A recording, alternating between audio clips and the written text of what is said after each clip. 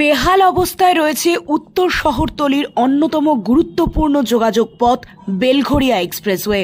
Dunlop মোড় থেকে airport পর্যন্ত এই রাস্তায় চলাফেরা করা যেন প্রতি মুহূর্তে মৃত্যুকে ডেকে আনা।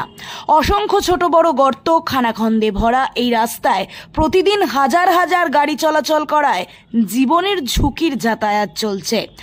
দিনের তুলনায় রাতের বেলাটা আরও যেন ভয়ঙ্কর হয়ে ওঠে। আলো অন্ধকারের ফাঁকে দুর্ঘটনার আশঙ্কা বাড়ে বহুগুণে। বৃষ্টির সময় পরিস্থিতি হয়ে পড়ে আরও শোচনীয়। জল জমে গিয়ে গর্তগুলি চোখে পড়ে না, ফলে প্রতিদিন ঘটছে ছোটখাটো দুর্ঘটনা।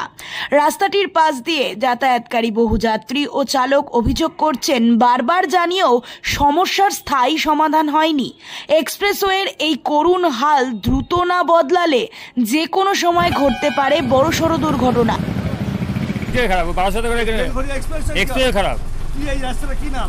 Railway express. কি অবস্থা? খুব খারাপ অবস্থা। বাসের কত ক্ষয়ক্ষতি হচ্ছে? খুব ক্ষতি হচ্ছে।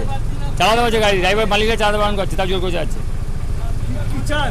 আর রাস্তা ঠিক করে যায়, আবার কি চায়? যা প্রচুর ঝুঁকি নিয়ে যাতায়াত করতে হচ্ছে। কেন? এই যা রাস্তার অবস্থা দেখছেন। জোরে যখন তখন অ্যাক্সিডেন্ট? হ্যাঁ, যখন তখন অ্যাক্সিডেন্ট হতে পারে। কত জায়গায় ভাঙা আছে এরকম? প্রচুর জায়গা, ওখান থেকে ডানলপ থেকে শুরু করে প্রচুর জায়গা। আর বর্ষা হলে? বর্ষা হলে যাতায়াতে একটু অসুবিধা হয়। গর্ত বয়ে যায় না? না। কি বয়ে যায় না বর্ষা হলে? এই রাস্তায় গর্ত থাকে, জল ভরা থাকে, বোঝা যায় না কোথায় গর্ত আছে। বিপদের ঝুঁকি আছে। স্থানীয়দের দাবি, বেলঘরিয়া এক্সপ্রেসওয়ের অবস্থা সরকারের নজরে এনে অতি দ্রুত মেরামতির কাজ শুরু করা হোক। কারণ এই সড়ক একমাত্র উত্তর কলকাতার নয়, গোটা শহরের লাইফলাইন। উত্তর ২৪ পরগনা থেকে শুভজিৎ সরকারের রিপোর্ট, লোকাল ১৮ বাংলা।